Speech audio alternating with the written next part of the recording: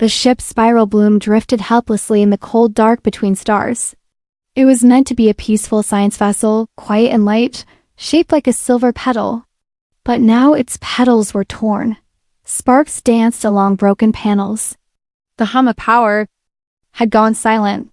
Only emergency lights blinked slow. Tired Captain Ree stood at the center of the bridge, her long insect-like limbs gripping the console. Her large eyes, dark and glossy, showed no fear, only calm sorrow. All around her, her crew lay scattered. Some were conscious. Many weren't. The air was thin now.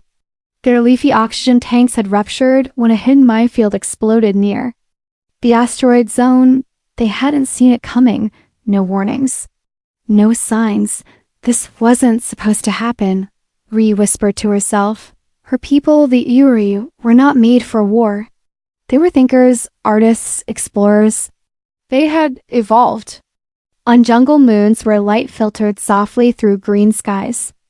Their bodies were delicate, their culture peaceful. Violence had always been something. Others did. Now her crew was dying. A small Elyari child nearby coughed a soft clicking sound. She was one of the younglings brought along to observe space. Life for school. Now she lay curled up, gasping for air. Ree turned to her navigator.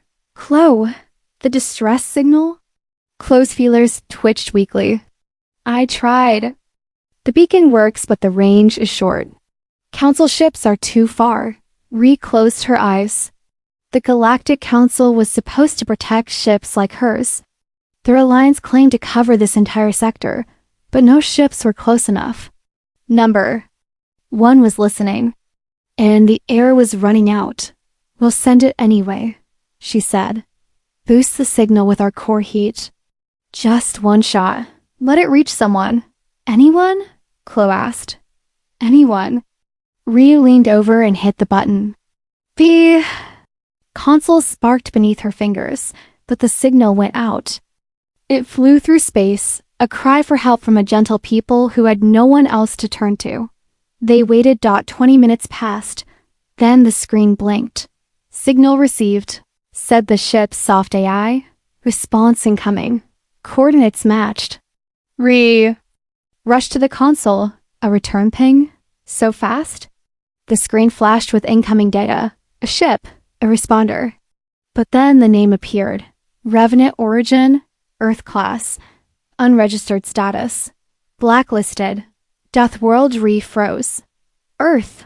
One of the engineers said weakly, Isn't that the planet?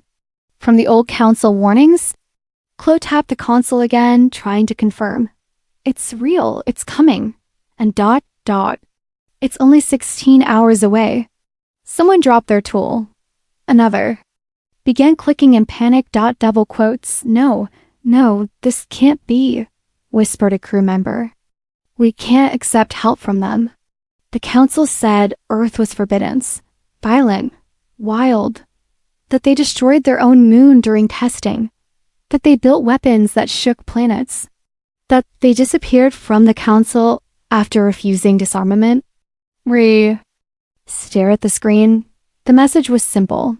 This is Captain Isaac Vance of the Revenant. We received your signal. Help is on the way. Send all biological and environmental data. We are preparing to assist. Her mandibles clicked slowly. That voice, it wasn't angry. It wasn't loud. It was ... calm. Steady. Not what she expected from a species known as deathworlders.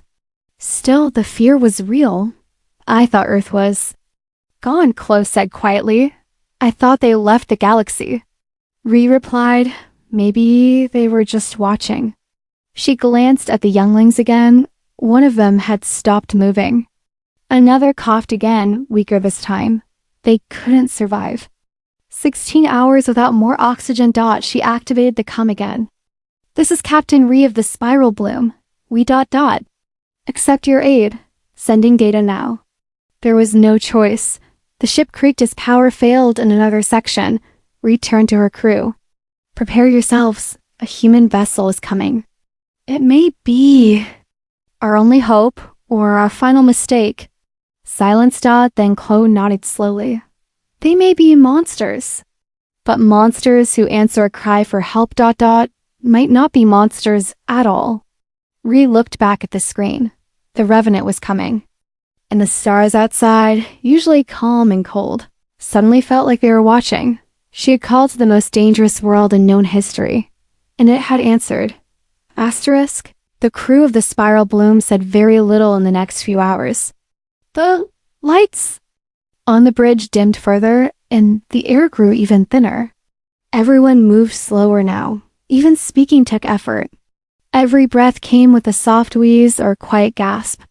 The younglings lay curled together under emergency blankets, their pale green skin fading. Captain Reese stood at the main console, watching the progress of the incoming ship. The human vessel Revenant was moving fast, faster than any council ship could have. Its estimated arrival was now just under 15 hours. But that still might be too late. She checked the life support systems again. Only 19% capacity left. The oxygen tanks were nearly dry. The filters hadn't worked since the explosion. There was no way to make more air. Her mind kept returning to that voice. Captain Isaac Vance. He didn't sound like a monster. His voice was low, firm, but not cruel. His words were careful. He hadn't shouted, threatened, or demanded anything. He had just said help was coming.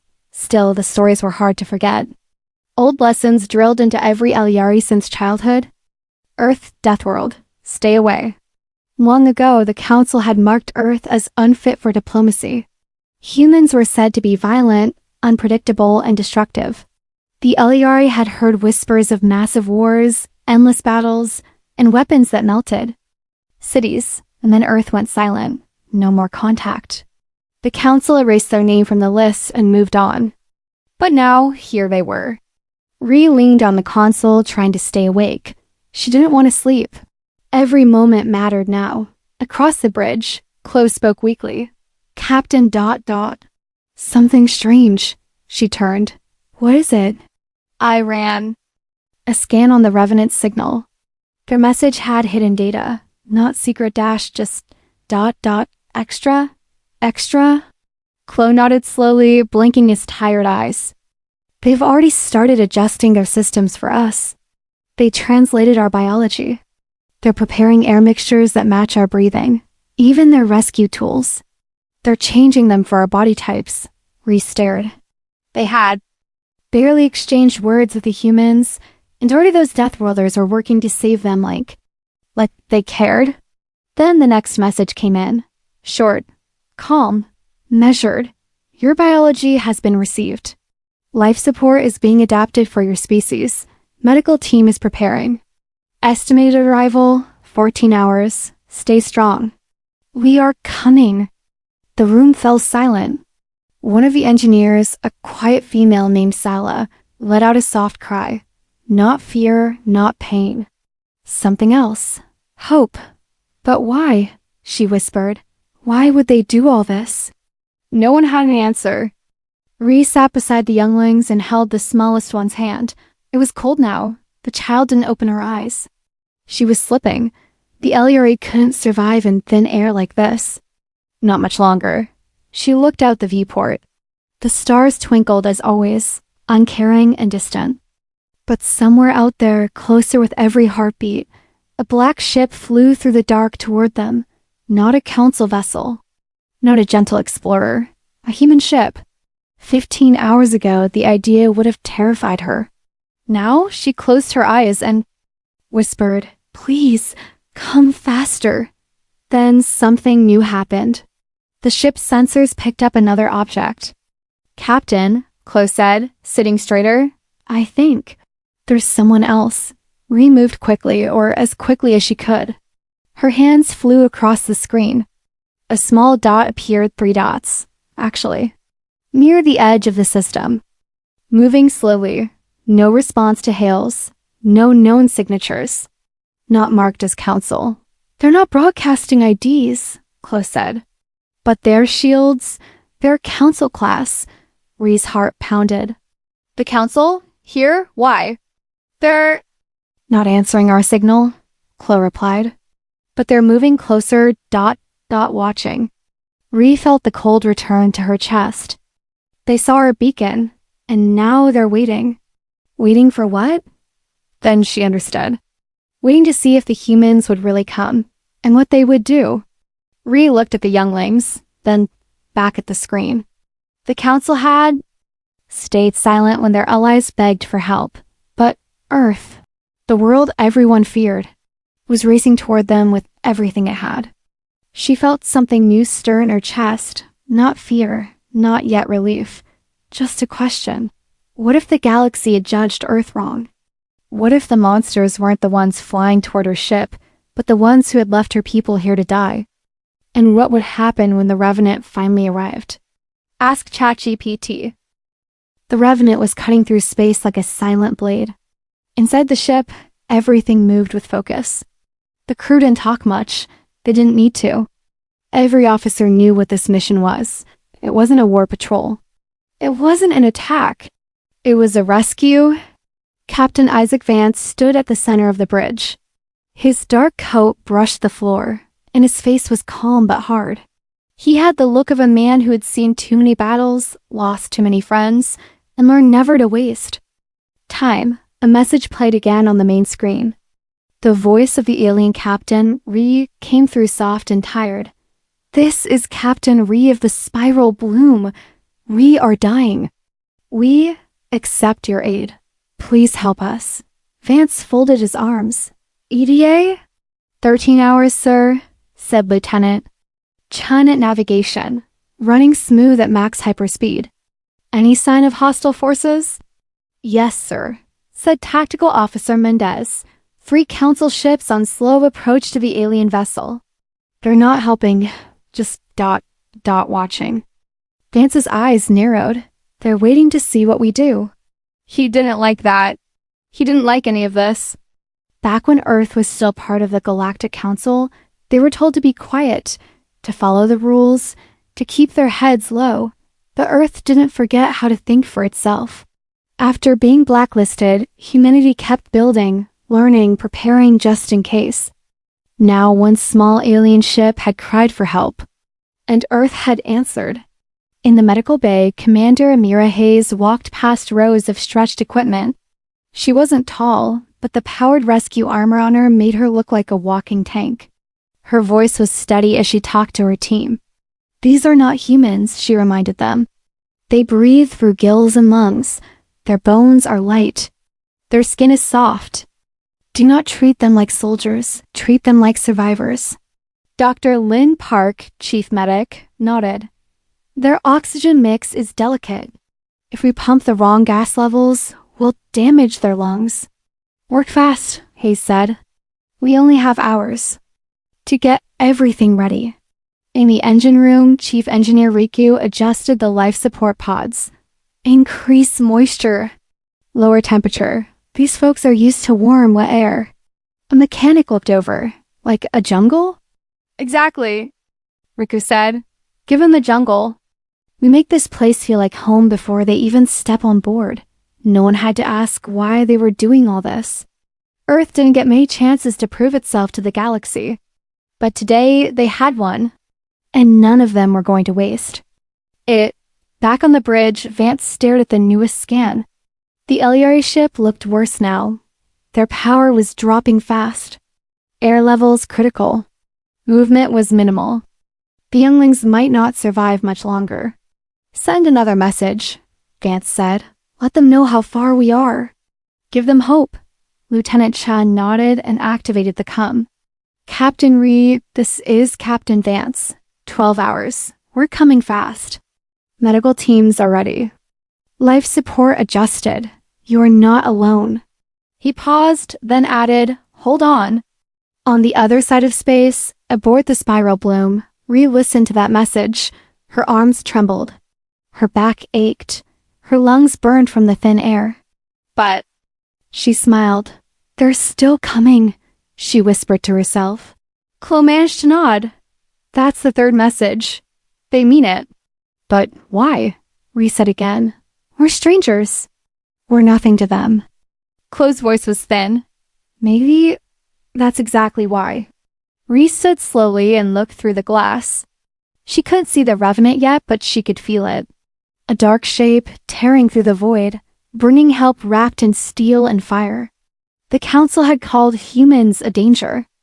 Maybe they were, but danger wasn't always evil. Sometimes danger was just power. And now that power was racing through the stars to save her people. Ree didn't know what kind of world Earth really was. But she was about to find out. The spiral bloom shook softly as another system failed. A loud click echoed through the bridge, followed by a long hiss. One of the last oxygen valves had just given out. The air was so thin now, every breath felt like trying to drink through a broken straw. Captain Ree's limbs felt heavy, her vision blurry around the edges, but she kept standing. She had to. On the floor nearby, one of the younglings had stopped moving. Ree knelt beside the small Elyari child and pressed her fingers to the side of its neck. Faint pulse, still alive. But barely. Chloe, she said weakly. How long? Chloe didn't lift his head from the console. 7 hours, Captain, maybe 6. They're almost here. Ree nodded slowly. Her eyes moved to the main screen. The human ship, Revenant, had entered the edge of the system. Its shape was becoming clearer with every scan. The AI kept trying to measure it, but the readings were strange, larger than most dreadnoughts, covered in dense metal and powered by something the Elyari database didn't recognize. It's enormous, Chloe whispered. No council vessel is that size. Not even close. Then the ship appeared fully on the sensors. Ree's breath caught Dot. It looked like a beast carved from black stone and fire. Its body stretched almost 2 kilometers, lined with red-lit vents and rotating shield systems. Guns and launch bays were everywhere, even though no weapons were pointed at them. Just seeing it felt like standing in front of an ancient predator that had chosen for now not to strike. No rescue ship should look like that. Someone whispered behind her. Ree agreed. Yet, it was here. Then came the call. The spiral bloom's speakers crackled. A deep, firm voice came through. Alien vessel Spiral Bloom. This is Captain Vance of the Terran ship Revenant. We are preparing boarding procedures. Do not panic, we are here to help. Prepare for life support pod deployment. Do not activate weapons. Repeat. Do not activate. Weapons. Retouch the cum. We have no weapons. We are not fighters. We surrender ourselves to your mercy. A pause. Then Vance responded, calmer this time. Captain Ree, this is not an act of war. This is a rescue. Help is coming aboard now. Ree's hands shook as she set the controls to allow docking. A few seconds later, a soft clunk echoed. Through the ship, the boarding clamps had locked Dot, then came the sound none of them expected. Footsteps, heavy ones, like boots made of stone and metal. They echoed down the corridor outside the bridge. Closer, louder. Ree's heart pounded. Even though she had asked for help, her legs tensed as if ready to flee. The door opened with a hiss. The first human stepped in. The creature was taller than any Elyari. Its armor was dark green with red and white markings. A helmet covered its face, glowing faintly with blinking lights and built-in tools. Behind it, others followed. All wore armor. All moved like trained soldiers. No one moved. Then the lead human raised its hands slowly and removed its helmet. Underneath was a woman, short brown hair, pale skin, a long scar down one cheek, but her eyes, they were soft, kind, focused. She looked around the bridge and gave a small nod. I'm Commander Amira Hayes, she said. Her voice was deeper than an Elyari's, but not harsh. The translator worked, turning her words into smooth Elyari speech. We're here to help. She stepped aside. More humans came in, but instead of weapons, they carried silver cases, breathing units, small glowing devices. One walked straight to the younglings and knelt beside them. Medic Dottie pulled a soft mask over the smallest child's face and adjusted a dial. The child's chest rose and didn't stop. A full breath. Then another color returned to her skin. Ree. blinked hard. You already built tools for us? The medic looked up. We studied your data. Your biology is beautiful. Gills and lungs together. We adjusted everything to keep you breathing. More medics moved across the room. One helped close it up. Another scanned Dr. Sora's wounds. They were fast, gentle, and quiet.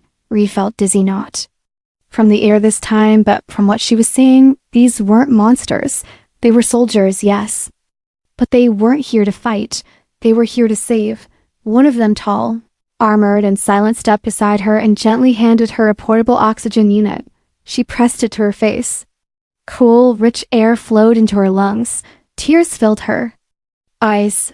We thought you were dangerous, she whispered. We were told to fear your kind. Amira Hayes knelt beside her. Maybe we are dangerous, she said softly, but not to the ones who need help. Outside the ship, more human shuttles flew in from the Revenant. The rescue had truly begun. Asterisk. ChatGPT said. Captain Ree sat on the floor of the bridge, her back against a wall, holding the oxygen unit close to her face. For the first time in hours, she could breathe without pain. The cool air filled her lungs and cleared her mind. Around her, the humans worked fast. They didn't waste time. Every movement had purpose. Yet they weren't cold or harsh.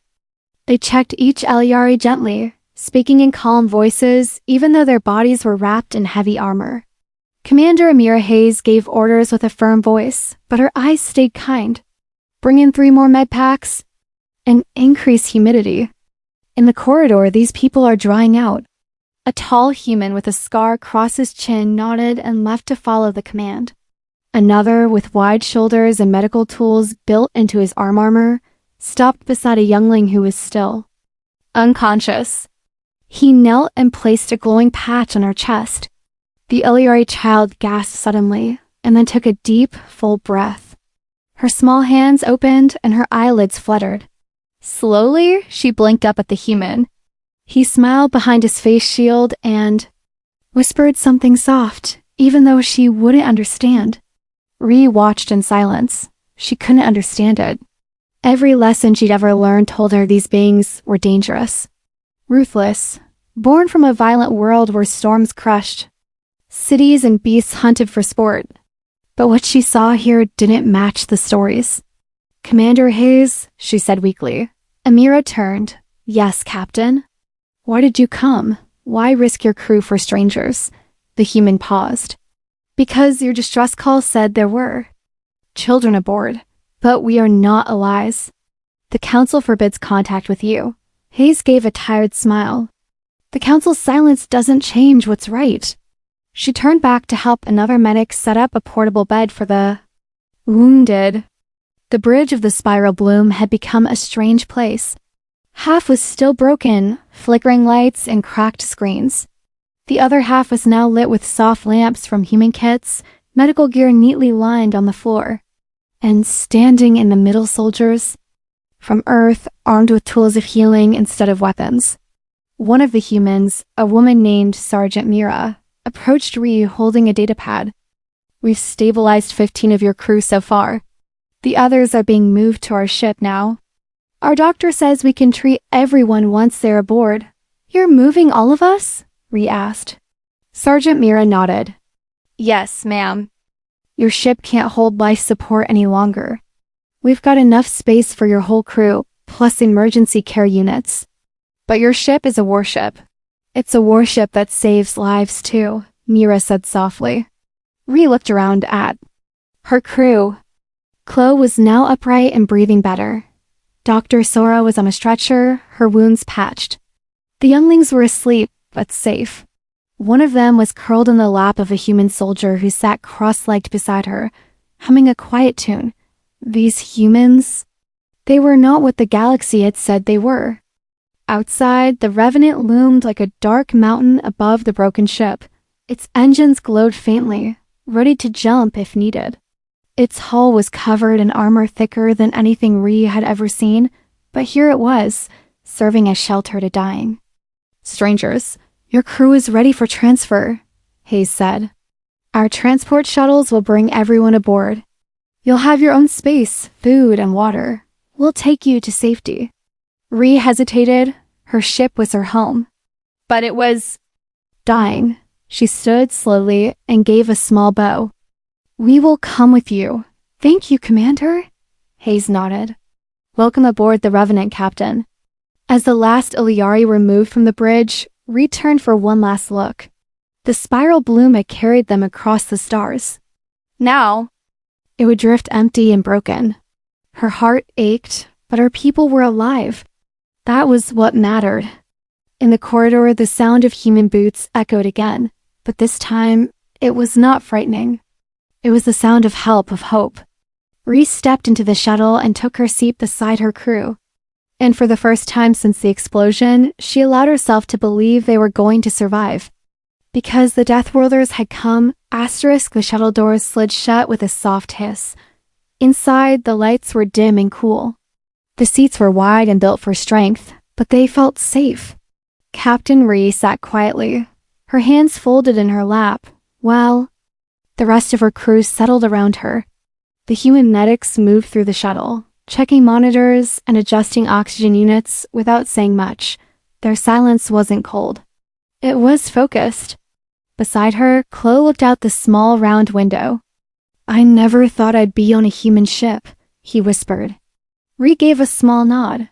I never thought I'd be saved by one. As the shuttle pulled away from the spiral bloom, she caught her last glimpse of their old vessel. It floated in space, bent and broken, barely holding together. Her heart ached. That ship had been her home, her crew's classroom, their hope. Now all hope rested on the humans. Minutes later, the shuttle docked with the Revenant. The change in atmosphere was immediate. The air was thicker, warmer, filled with a quiet hum of power. The Elyari had to adjust. Their eyes blinked faster. Their skin felt strange in the filtered light. But the humans had prepared well. Signs in Elyari script were posted along the walls, simple things like medical bay this way and stay calm. Someone had even drawn soft vines and leaves. Beside the arrows, it wasn't perfect, but it showed effort. It showed care. A young human technician stood near the entrance, holding a translation pad. He gave a small wave as the Elyari passed. Welcome. You are safe here, he said in broken speech. Ree smiled, touched by the attempt. Thank you, she replied. Inside the medical wing, the transformation was even more surprising. Whole rooms had been changed. Extra moisture filled the air. Strange glowing panels adjusted the colors of the walls to match Elyari forest tones. Beds were lower and longer. Oxygen pods were already set to their breath levels. Dr. Park, the chief human doctor, moved from patient to patient. He wasn't in armor, now just simple clothes with a medical badge. He carried a device that scanned without touching. It beeped softly as he checked one of the younglings, then nodded in approval. Breathing normal. Pulse steady, he said to his assistant. Keep her under light rest for now. Ree stepped closer. How did you prepare so fast? Doctor. Park looked up and smiled. We studied your signal. You gave us enough data to build what you needed. The rest we guessed. You guessed? Well, he said, laughing softly, humans guess a lot. Sometimes it even works. Ree blinked. You saved our children. Dr. Park's smile faded into something more serious. We're not part of the council, but we know what it means to lose someone. We don't let kids die if we can stop it. There was no pride in his voice, just honesty. Later, Commander Hayes gave Ree and Chloe a tour of the guest quarters. They weren't fancy, but they were clean and quiet. Food and water had been prepared, adjusted for Elyari needs. As they walked, Ree asked the question that had been sitting in her mind since the rescue began. Why did the council call you? Dangerous? Hayes glanced at her, then looked forward. Because we refused to stay quiet. What do you mean? When Earth joined the council, we agreed to share knowledge and follow rules. But we started asking questions about where the aid went, why some species got help and others didn't. We wanted answers. They didn't like that. So they exiled you? Hayes stopped walking. They tried to control us. We said no after that. They labeled us a threat. Ree felt a cold shiver. But you still help people. We don't need permission to do what's right. They reached the viewing deck. Ree stepped to the window and looked out. The stars shimmered, and behind them, the broken form of the spiral bloom was barely visible. A quiet buzz filled the air. Hayes touched her earpiece, listening. Her face darkened. She turned to Ree. 3 council warships just entered the system. They're heading this way. Ree's breath caught. Why? What do they want? They're not here to help, Hayes said. They're here to watch. Or worse. Ree stepped closer to the window, heart pounding. The council had stayed silent while her crew died. The humans had saved them. Now the council was coming, and something told her this wasn't just about rescue anymore. And they hadn't brought death. They had brought mercy, asterisk. The viewing deck was quiet. Only the soft hum of the ship and the distant crackle of radio signals filled the space.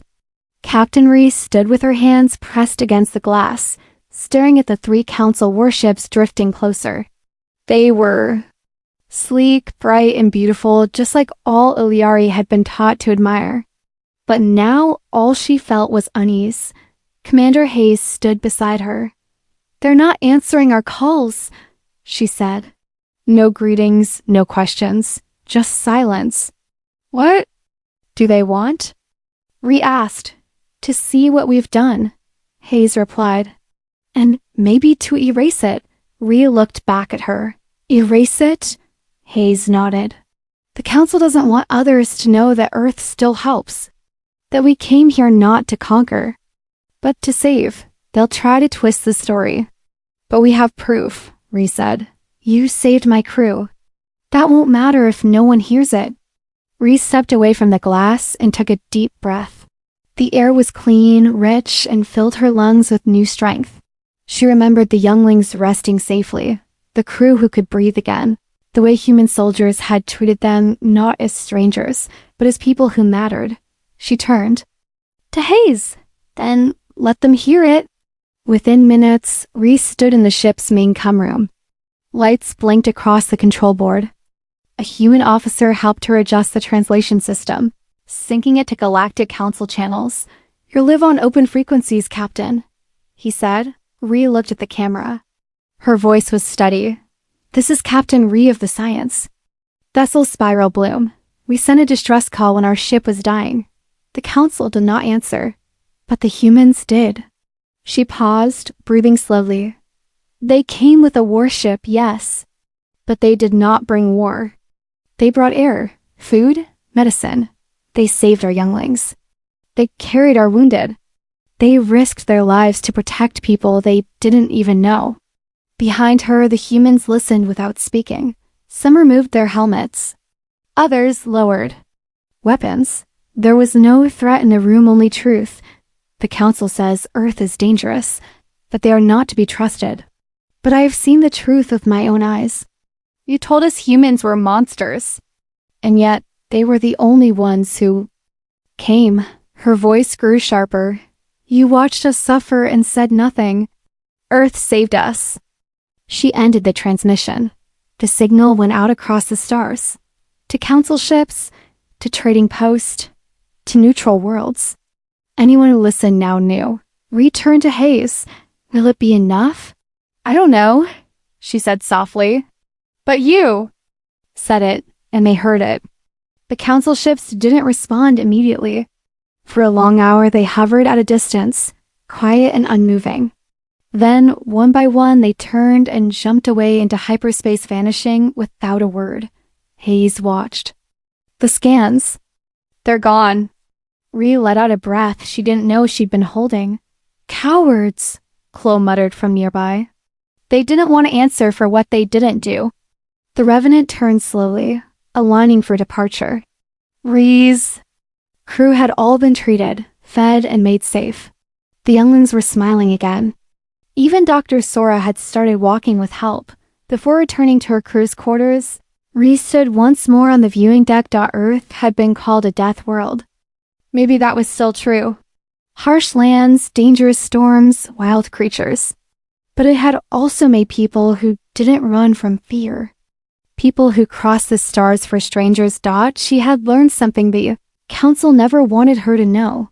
Humans were not just survivors. They were protectors. And now, Ree would carry that truth back into the galaxy. As the Revenant jumped into hyperspace, leaving behind the broken ship and the cold stars, she whispered the words softly to herself. Thank you, Earth. Because when no one else answered, the humans did.